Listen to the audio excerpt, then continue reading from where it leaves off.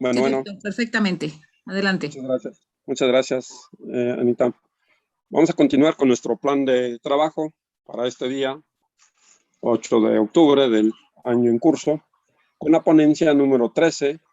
Y para mí es muy grato presentar al doctor Rafael Rivera López, que nos acompaña del Tecnológico Nacional de México, Instituto Tecnológico de Veracruz. El doctor Rivera es docente del Instituto Tecnológico Nacional de México, Campus Veracruz, doctor en Ciencias de la Computación por la Universidad Juárez Autónoma de Tabasco, y él pertenece al Sistema Nacional de Investigadores de CONACYT. Además, miembro de la red temática CONACYT de Aprendizaje e Inteligencia Computacional Aplicada y miembro adherente de la Academia Mexicana de Computación. Doctor Rafael, por favor, adelante, es suyo el micrófono. Sí, buenas tardes. ¿Sí me escuchan? Perfectamente, doctor. Adelante. Si nos compartes Voy a compartir la pantalla. Excelente. Sí, ahí la vemos todos. ¿Sí? Sí, sí se ve, doctor. Perfecto. Bueno, voy a iniciar. Voy a hacer un poco rápido. Gracias, muy amable. Voy a hacer rápido por cuestiones de tiempo. Vamos a hablar de árboles de decisión optimizados, un caso de éxito de las metaheurísticas. Muy bien. Nosotros sabemos que en investigación de operaciones nos establecen como una estrategia para resolver problemas. Tenemos ante nosotros un problema real, pues lo que tenemos que hacer primero es identificar las variables relevantes y las relaciones que hay entre esas variables para construir un modelo cuantitativo. Este modelo cuantitativo, bueno, pues está representado por algún esquema matemático, pero no para ahí el asunto. El detalle es que necesitamos un método o algoritmo que nos permita resolver este modelo. Y pues este modelo nos va a generar una solución al problema, como vemos ahí. Aquí tenemos dos puntos importantes. Por un lado, el problema del modelo. ¿Qué tan fiel representa el problema real? ¿Sí? Y por otro lado tenemos el método. ¿Qué tan bueno es el método para encontrar una solución? Bien, tenemos aquí en detalle. En el caso del modelo, pues hay muchas variantes, modelos lineales, no lineales, con o sin restricciones, discretos, continuos, etcétera. Pero en el caso de los métodos, que es donde nos importa, nosotros podemos ver que para resolver un problema, por ejemplo, aquí hablo del de la dieta, que fue uno de los primeros problemas que se atacaron en investigación de operaciones, pues tenemos estos métodos que ya son un poco anteriores. Ahora, en computación nosotros conocemos otros problemas. Uno de ellos es el de ordenación de valores, ¿sí? Y nos enseñan en las aulas que existen varios métodos para resolver este problema. Y aquí nos genera una duda. ¿Cuál de todos los métodos para un problema voy a elegir? Y hay diferentes criterios de selección. El primero de ellos podría ser qué tan rápido puedo crear ese algoritmo, ¿sí? Otra es qué tan fácil o qué tan bonito se ve mi algoritmo y le puedo entender. Pero creo que lo más importante aquí es qué tan eficiente es el algoritmo para resolver el problema utilizando los recursos que tengo a disposición. Y esa parte lo estudia el análisis de algoritmos. Cuando nos enseñan análisis de algoritmos, nos indican que para determinar qué tan eficiente es uno de ellos, no necesitamos programarlo ni pensar en el procesador o en la memoria que tengamos. Simplemente nosotros hacemos una estimación matemática, establecemos cuántas son las operaciones que hace el algoritmo en función a los datos de entrada y modelamos nuestro algoritmo como una ecuación. Esta ecuación establece el comportamiento del algoritmo. ¿Sí? Aquí, para evitar mucho tecnicismo, podríamos decir que nosotros le asociamos el concepto de orden siempre analizando el término de mayor potencia de esta ecuación. ¿Sí? Y entonces, si nosotros analizamos diferentes algoritmos que son modelados con algunas fórmulas matemáticas, vemos que podemos clasificarlos. Ahí, por ejemplo, tenemos esta tabla donde voy aumentando el tamaño de la entrada, el tamaño de n, y vemos el comportamiento en número de operaciones que tienen diferentes algoritmos. En este caso son 6.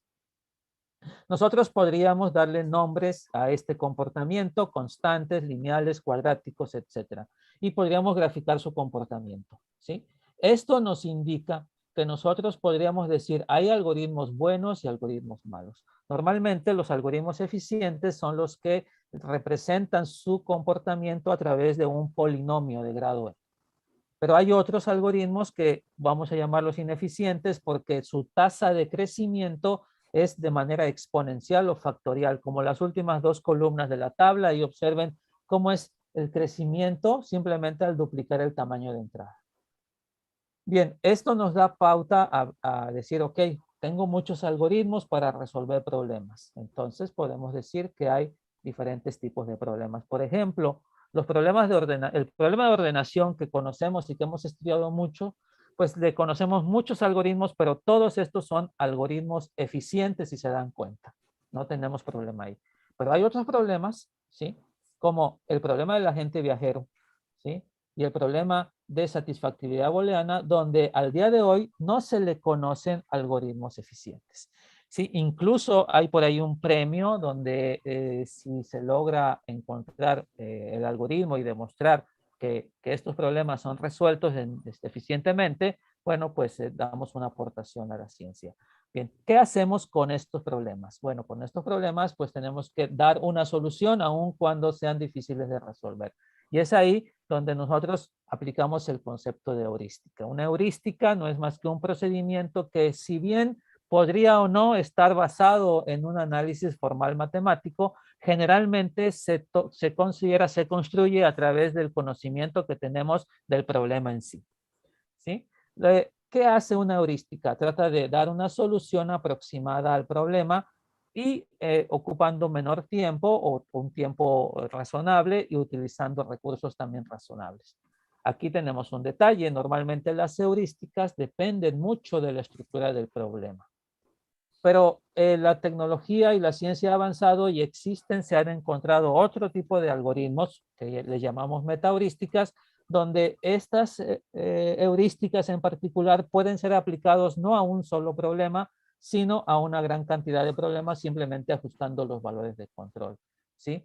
Generalmente estas metaheurísticas están inspiradas en cuestiones propias de la naturaleza, como la evolución, como los animales, como las abejas y las hormigas, encuentran su alimento, ¿sí? Y muchas otras más. Y los podríamos clasificar básicamente en dos grandes grupos, aquellos basados en trayectoria o que van modificando una sola solución dentro de su proceso de búsqueda. Dentro de los más conocidos está recocido simulado y otros más que se han platicado en este congreso. Y del otro lado tenemos aquellas metaheurísticas que en lugar de modificar una sola solución, modifican un grupo de soluciones, como los algoritmos de cómputo evolutivo y los algoritmos de inteligencia colectiva que vemos ahí.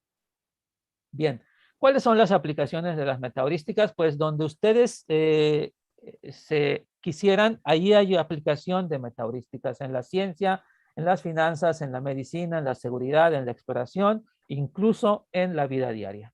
Bien. Dentro de estas aplicaciones, nosotros estamos interesados en algo que en la actualidad es muy conocido y está en boga, el caso del aprendizaje automático, ¿sí? Bien, ¿qué cosa es el aprendizaje automático? Pues es una parte de la inteligencia artificial que se encarga de generar algoritmos que son capaces de aprender sin necesidad que una persona esté cambiando su código.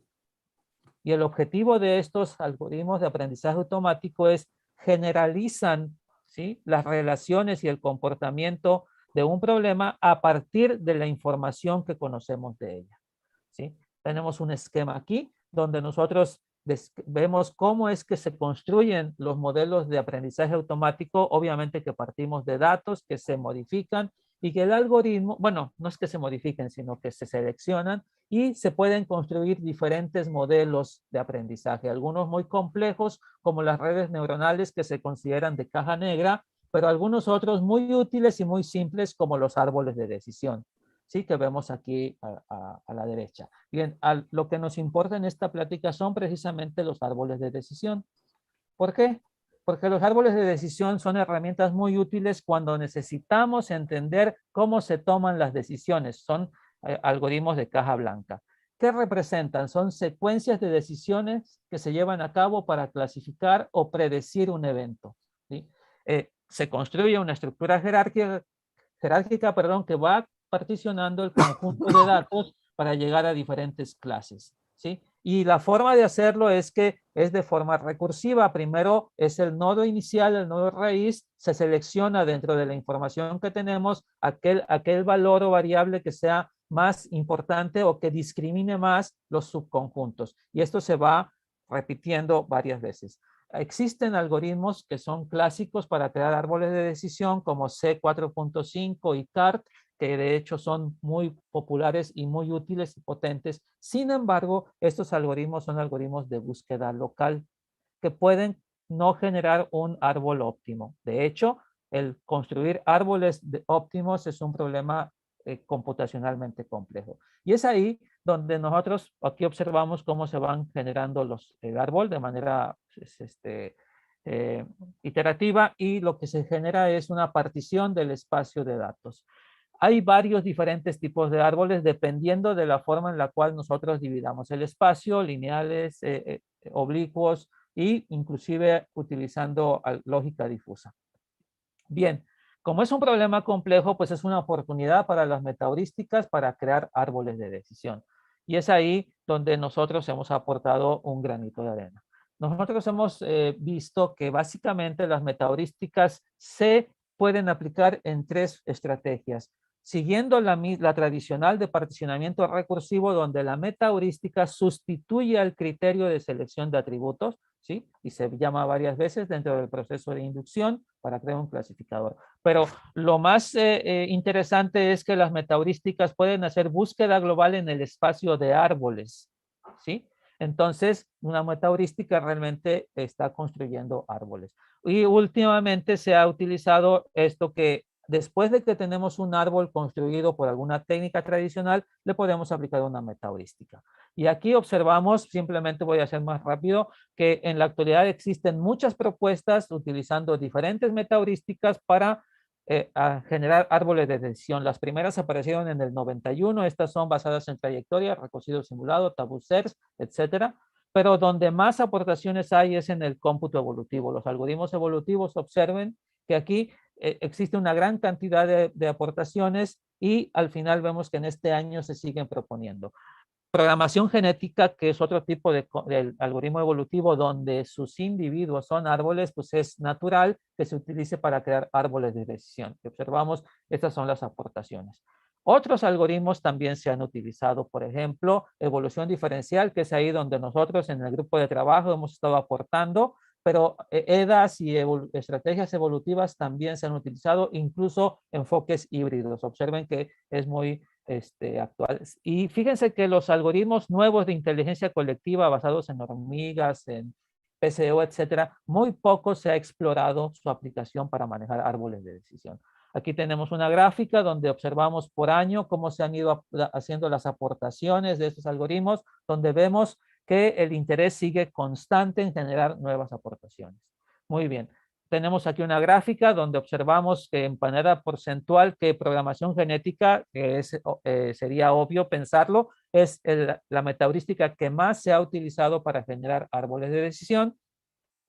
Y la estrategia que más se ha implementado es esta de buscar árboles en el espacio, ¿sí? En lugar de crearlos de manera iterativa. Y finalmente tenemos que dentro de los diferentes tipos de árboles, ¿sí? Los árboles donde solamente se utiliza una variable en cada nodo, los árboles paralelos a los ejes, son los más utilizados. Entonces vemos que hay una oportunidad aquí en esta área para generar nuevas propuestas. Nosotros podríamos decir así rápidamente que las metaheurísticas son muy útiles para generar árboles que son más precisos en su predicción, incluso más pequeños que los que generan los algoritmos tradicionales. Pero tenemos la desventaja de que las metaheurísticas en ocasiones ocupan más tiempo que aquellas tradicionales. Y tenemos un nicho de oportunidad para aplicar estos algoritmos nuevos de inteligencia colectiva basados en hormigas, en abejas, etcétera, para crear árboles de decisión. Bueno, eso es lo que yo les quería platicar el día de hoy. Les agradezco mucho su presencia. Gracias. Estimado doctor, muchas gracias.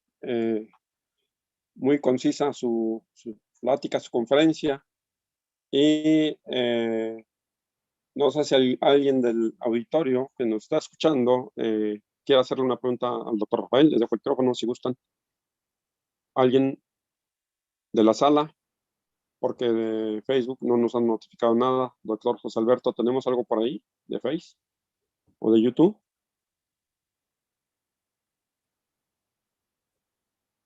Bueno, tomo yo la palabra entonces.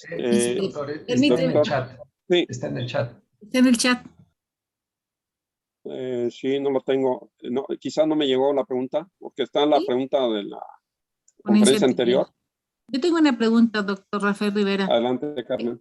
¿Qué aplicaciones tiene este algoritmo dentro de dentro de la industria? ¿Cómo podríamos aplicarlo en un proyecto de ingeniería mecánica, eléctrica o química? ¿Para qué serviría? Bueno, pues donde tú tengas que hacer alguna predicción o tomar una decisión en cuanto a algún proceso, ¿sí? Los árboles de decisión ahí te pueden ayudar. Eh, eh, por ejemplo, en reconocer objetos en un proceso industrial, el árbol de decisión te podría ayudar y te podría decir, ok, este objeto está defectuoso, ¿sí? Así como lo haría una red neuronal también, pero la ventaja de un árbol de decisión es que te va a decir por qué es defectuoso debido a ciertas características. Tú puedes saber por qué tomó la decisión de que ese objeto es defectuoso o tiene algún detalle. Que las redes neuronales no te lo dirían, te dirían simplemente este es un objeto defectuoso, ¿sí? En la industria, ¿sí? Pero tiene muchas aplicaciones en otras partes de la ciencia, por ejemplo, en la medicina, cuando se hace un diagnóstico, por ejemplo, en el caso de COVID, te podría decir, ok, es positivo por estas condiciones, porque tiene estos niveles en su análisis de sangre, etcétera, ¿sí? Esa sería la ventaja de los árboles de decisión, que puedes tú saber precisamente cómo llega a la decisión o a la conclusión de la clasificación. Muchas gracias, doctor Rivera. Si me apoyan en la sala, por favor, presentando la constancia al doctor Rafael Rivera. ¿Me dejas leerte un reconocimiento, estimado doctor Rafa?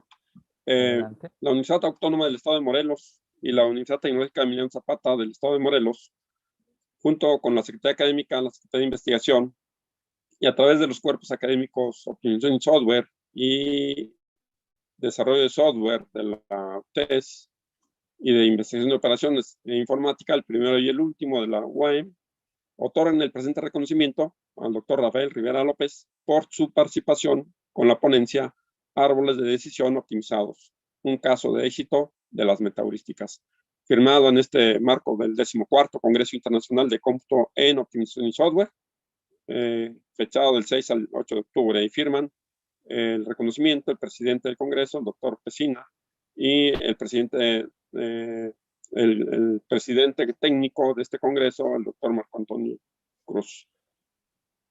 Enhorabuena, mi querido doctor Rafael. Un abrazo hasta Veracruz y continuamos. Muchas gracias. Un abrazo a todos. Muchas gracias por su invitación. Hasta luego.